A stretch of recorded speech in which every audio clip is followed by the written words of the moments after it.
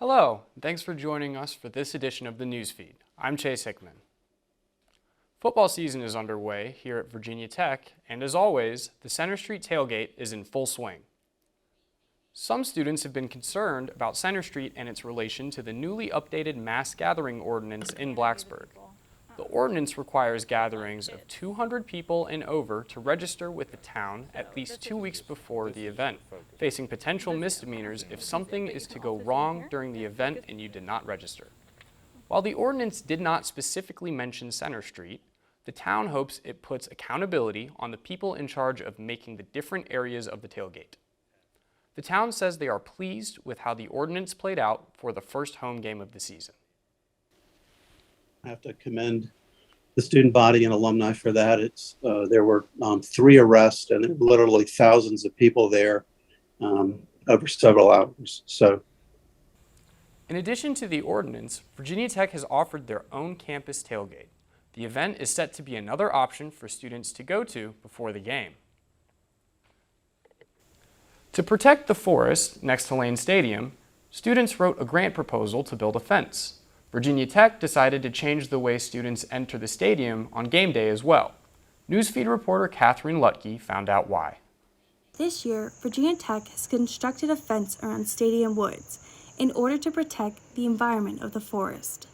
This 11.5-acre woods, nestled on the edge of Virginia Tech, is the only untouched green space on campus and holds a great ecological and educational value.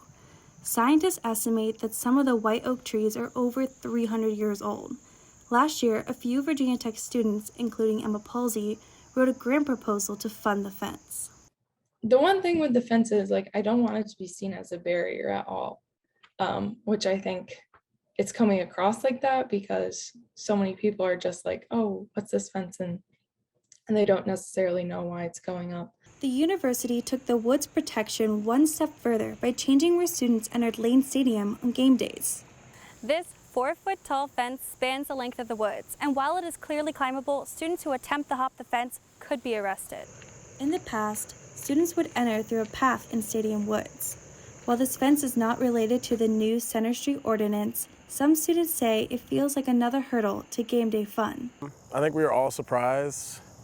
I believe that it has something to do with the way that they're regulating Center Street this year and tailgates within football games. But it hasn't been much of a bother. At least I'm able to get to and from class. Reporting for the Newsfeed, I'm Catherine Lutke. With Brent Pry's era as Virginia Tech football's head coach beginning, the town of Blacksburg is full of excitement following several tumultuous years under coach Justin Fuente. To some, the community presence of the new man under center already eclipses that of his predecessor. The town of Blacksburg has a vibrant culture of football fandom that the community rallied around while witnessing 35 years of Beamer ball. Business felt connected to the local hero, Coach Frank Beamer. This tradition did not carry on to his successor, Justin Fuente. Grant Foster, son of longtime Virginia Tech defensive coordinator Bud Foster and former downtown employee, has personal connections to both of them and was disappointed with the departure from the long-standing traditions that Fuente got rid of late in his tenure. And with the tradition that we'd had here with the lunch pail and Beamer ball and all that stuff, and you could see when my dad retired how he was quick to get rid of that. Fuente might have gotten rid of many traditions the town grew to love, but with Coach Pry bringing them back this season, Foster and the town are pleased with the team and town resuming their symbiotic relationship as the team moves on from 6 years of uncertainty. Just ahead on the Newsfeed, a new nightclub is coming to downtown Blacksburg, and how this may impact the current nightlife scene.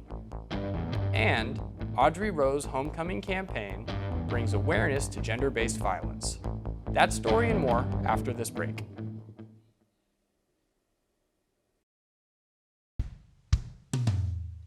Hey world, I have a quick message. It's about safe driving. All right, let's go.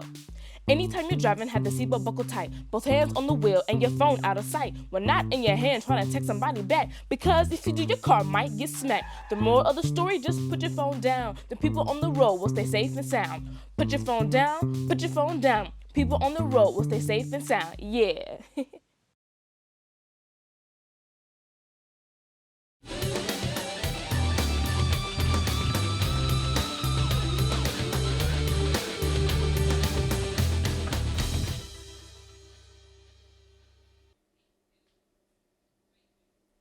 Welcome back to the newsfeed. I'm Chase Hickman. A new business is coming to Blacksburg this fall, and some residents are concerned about its implications. It is uncertain if the town will tolerate more changes to the downtown area. Newsfeed reporter Kyle Keller joins us with more on this story. 2 new businesses are opening this fall in downtown Blacksburg. A pizza restaurant called Weirdos will be at the corner of Lee and South Main, and a dance club called Sandman will be in the building directly next door. The owner plans on installing an outdoor patio in the alleyway between the 2 buildings. This patio would be roped off from the main sidewalk. The owner says it has been difficult opening the businesses because the town is concerned about the noise level. Local residents like Stephen Tatum have doubts about the viability of a club in the area. A lot of noise at night would be a problem, yes. Because the noise carries pretty well through the neighborhoods. Some students think a dance club is a perfect fit for the town. I feel like there aren't really many bars like here that you can dance at. Weirdos plans to open in late September, and the Sandman plans to open before Halloween. Senior Audrey Rowe has dedicated her college experience by embodying the spirit of Utprosum. Inside and out of the classroom, she strives to help others. Outside of the class, she spends her summer as a translational obesity undergraduate research scholar, researching colorectal cancer. She is also the membership director of the service sorority Omega Phi Alpha. Through her position, she is running for homecoming with her platform of preventing gender-based violence. I did cancer research, and that's really important to me because I wanted to give back to the larger community. I'm also giving back to the Virginia Tech community. I'm on the homecoming court. My platform is advocating for Alliance with Audrey, which aims to bring awareness to gender-based violence.